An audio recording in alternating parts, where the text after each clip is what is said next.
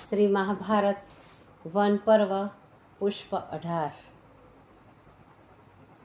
दुर्योधन के हस्तिनापुर पहुंचते ही महात्मा भीष्म ने उससे कहा, बेटा, हमने कहा था द्वैत वन न जाओ, किंतु हमारी बात न मानी।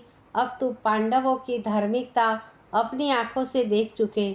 उन्होंने गांधर्वों से तुम्हारी जीवन रक्षा की है। क्या इससे तुम तनिक भी लज्जित हुए? आत्म प्रशंसक कर्ण और धर्मात्मा की वीरता में कैसा महान अंतर है, यह तुम भली प्रकार देख चुके। भीष्म ने इस प्रबोधन का दुर्योधन पर लेश मात्र प्रभाव न पड़ा। वह शकुनी के साथ वहां से उठकर अन्यत्र चला गया। तब स्वाभिमानी कर्ण ने दुर्योधन से कहा, निंदक भीष्म सदा ही हमारी निंदा और पांडवों की प्रशंसा किया करते हैं।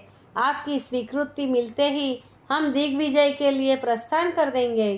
कर्ण की इन बातों से अति प्रसन्न हो दुर्योधन कर्ण को साथ लेकर अपने पिता धृतराष्ट्र के पास गया और उनसे सब वृतांत कहा। धृतराष्ट्र भी कर्ण की ऐसी साहसपूर्ण बात सुनकर प्रसन्न हो गए। उन्होंने पंडितों को बुलाकर कहा, दुर्योधन राजसु यज्ञ करना चाहता है, इसीलिए आप विधि पूर्वक राजसु यज्ञ की तैयारी कीजिए। पंडितों ने कहा, राजन, महाराज धृतराष्ट्र और युधिष्ठिर के जीवित रहते हुए आप अश्वमेध के अधिकारी नहीं। राजसूय के समान ही दूसरा वैष्णव यज्ञ है। शास्त्र के अनुसार आप उस यज्ञ को करने में स्वतंत्र है। वह यज्ञ भी राजसूय यज्ञ के समान फल देने वाला है। पंडितों की बात सुनकर दुर्योधन ने उस यज्ञ की तैयारी करने की आज्ञा दी। मित्र राजाओं के पास निमंत्रण भेजा गया। दुशासन की सम्मति से पांडवों के पास भी निमंत्रण भेजा। यज्ञ की निश्चित तिथि पर आमंत्रित राजा और ब्राह्मण आने लगे। कौरव परिवार के सभी लोग आमंत्रितों का यथायोग्य आदर सत्कार करने लगे। सबको सुंदर आवासों में ठहरने के लिए स्थान दिया। खाने पीने का प्रबंध किया।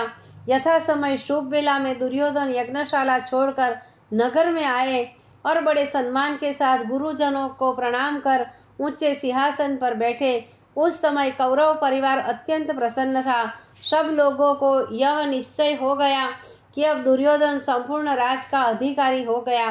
पांडव अपने आधे राज को किसी भी प्रकार हस्तगत नहीं कर सकते। उसी समय महावीर कर्ण ने कहा, मित्र, यह यज्ञ निर्विघ्न समाप्त हो गया। सभी राजाओं ने कर देकर अपनी अधीनता स्वीकार कर ली, किंतु जिस दिन पांडव पराजित होकर आपकी अधीनता स्वीकार करेंगे, हम तो उसी दिन आपका पूर्ण सत्कार करेंगे। इतना कहकर कर्ण ने प्रतिज्ञा की कि जब तक हम अर्जुन को मार न लेंगे तब तक मध्यमास प्रयोग न करेंगे और इन दिनों में हमसे जो कुछ याचना की जाएगी उसे पूरा करेंगे। कर्ण की इस प्रतिष्ठा से सबको बड़ा संतोष हुआ। दुर्योधन ने प्रसन्न होकर समस्त आगत राजाओं को यथेष्ट भेंट देकर विदा किया। उधर पांडवों को यह भी सभी ज्ञात होने पर बड़ी चिंता हुई और द्वैतवन छोड़कर काम्यवन में चले गए। देवराज को पांडवों की इन हीन दशा पर बड़ी दया आई। उन्होंने कर्ण के व्रत की बात सोचकर उससे अभेद्य कुंडल और कवच की याचना का निश्चय किया। भगवान आदित्य ने अपने वरपुत्र कर्ण को इस बात से अवगत कर दिया कि इंद्र तुम्हारे इस व्रत से अनुचित लाभ उठाना चाहते हैं। तुम उनकी याचना पूर्ण न करना। किंतु कर्ण ने सूर्य से कहा, मांगने पर कवच तो क्या, मैं अपने प्राण तक भी देने को तैयार हूँ। मैं याचक को निराश नहीं कर सकता।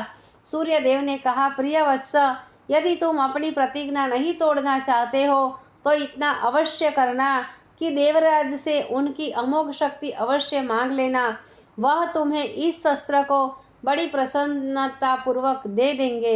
इतना आदेश देकर सूर्यदेव अपने स्थान को चले गए। कर्ण का नियम था कि मध्याह्न की क्रिया के समय सूर्यदेव उपासना समाप्त हो जाने पर जो कोई उनसे जो कुछ मांगता था वह उसे निराश नहीं करते थे। देवराज इंद्र उसी समय ब्राह्मण का वेश बनाकर कर्ण के पास आए। कर्ण ने उन्हें प्रणाम किया और पूछा, ब्रह्मदेव की किस आज्ञा का पालन करो? ब्राह्मण बने हुए इंद्र ने कहा, धर्मज्ञ, हमें धन रत्नादि नहीं चाहिए, यदि आप हमारी इच्छा पूर्ण करना चाहते हो तो अपने कुंडल और कवच दे दीजिए। सूर्य देव के कथनानुसार कर्ण जान गए कि यह निश्चय ही इंद्र है। उन्होंने बड़ी प्रसन्नता से अपने सहजात कुंडल और कवच देवराज को अर्पण कर दिए। इंद्र ने प्रसन्न होकर कर्ण को अमोघ शक्ति दे दी और कहा, कर्ण, इस शक्ति को अपने प्राणों पर विपत्ति आने के समय और शत्रु ही शत्रु को मारने के लिए प्रयोग करना। यदि इस नियम के विरुद्ध इसका प्रयोग किया तो यह तुम्हारा ही विध्वंस कर देंगे। इस प्रकार पांडवों का हित साधन करके इंद्रदेव स्वर्गलोक चले गए। इस महादान से कर्ण की कीर्ति चारों ओर फैल गई, किंतु कर्ण के इस प्रकार ठगे जाने पर दुर्योधन को बड़ा दुख हुआ। इसी विशेष दान के कारण सूर्यपुत्र उस दिन से कर्ण कहलाने लगे।